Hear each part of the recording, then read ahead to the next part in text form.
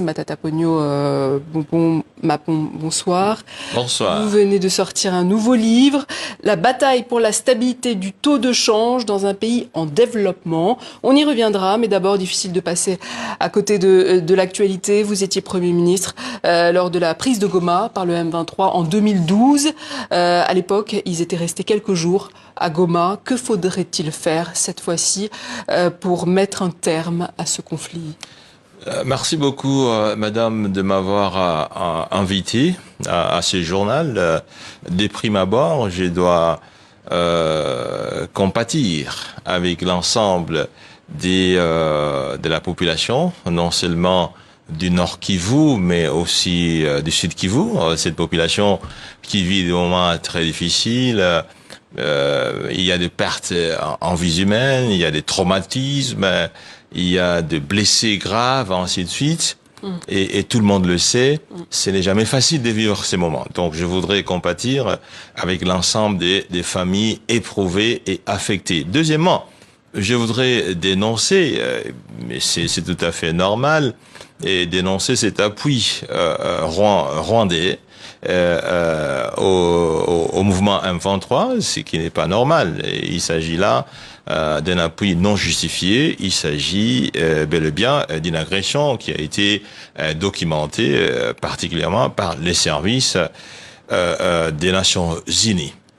Situation que vous connaissez, que vous avez connue. Situation que feriez-vous à la place des autorités congolaises aujourd'hui? Écoutez, ce que nous avons fait en 2012, juste un mois après que je sois nommé Premier ministre, je suis allé à Bunagana et nous avons pu échanger avec les FARDC, le militaire qui était là, et nous avons pris en compte leurs desiderata. En fait, en effet, il s'agissait d'un déficit des gouvernances et un déficit des leadership. C'est-à-dire exactement concrètement? Et concrètement, ce que les militaires n'avaient pas, ce qu'il fallait, en termes logistiques, en termes d'armement, en termes des munitions, en termes des stratégies, en termes des renseignements. Et aujourd'hui, c'est sans doute mais ça, je ne sais pas. Mais je vous dis ce que nous avons vécu. Et en termes de leadership, il y avait aussi besoin d'une gouvernance qui pouvait communiquer avec les troupes pour pouvoir amener la bataille. Et c'est ce que nous avons fait en 2012 et en 2013. Vous avez dialogué avec le M23 par exemple? Écoutez, ça, c'est un problème qu'il faut pouvoir examiner globalement.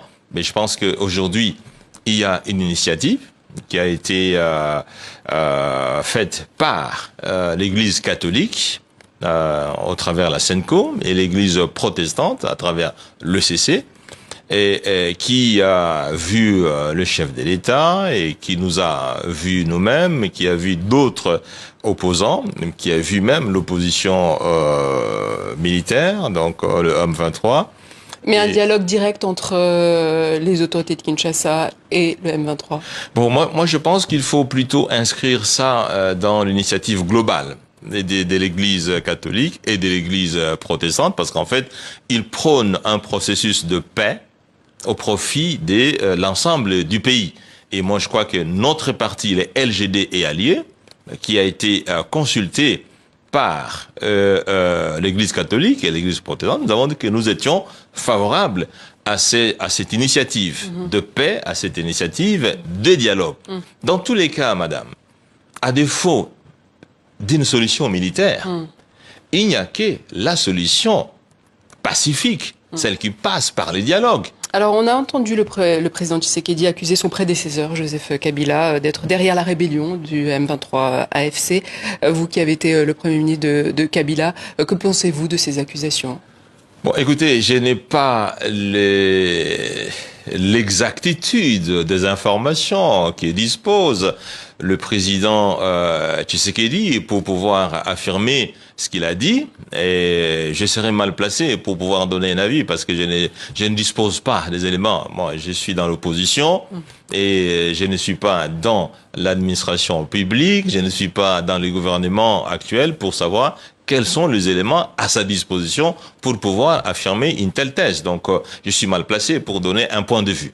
On va revenir sur votre livre. Pourquoi ce choix du thème, la stabilité du taux de change? Écoutez, madame, vous savez, le taux d'échange confère le pouvoir d'achat.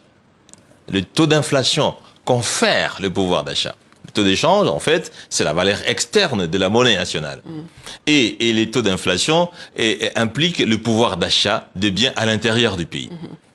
Et ce qui s'est passé, c'est que de 2010 jusqu'en 2012, j'étais ministre des Finances, j'ai stabilisé les taux d'échange.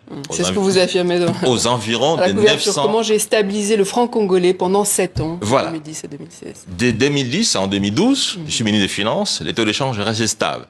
De 2012 à 2016, je suis Premier ministre, le taux d'échange restait stable. Et comment pendant 7 ans, il est resté stable, il n'a pas bougé. Comment obtenir cette stabilité alors du taux? Et c'est ce que j'essaie de démontrer dans ces livres. Oui. D'abord, il y a des mécanismes théoriques, plusieurs théories. Il y a la théorie des quantitative de la monnaie, elle est très classique, qui permet d'équilibrer le flux monétaire et le flux réel. 2, il y a la théorie monétariste de Milton Friedman, qui considère que l'excès de liquidité monétaire entraîne toujours les dérapages au niveau des prix et, par ricochet, au niveau des taux de change. Mais il y a aussi, madame, ce qu'on considère comme la théorie keynésienne. Et Keynes, vous savez, c'est presque l'un des symboles économistes du XXe siècle. Il dit, attention, l'injection de liquidité monétaire, lorsqu'elle est bien utilisée, n'est pas amener l'inflation ou la dépréciation monétaire. C'est un peu une certaine nuance aux théories monétarisme friedmanien.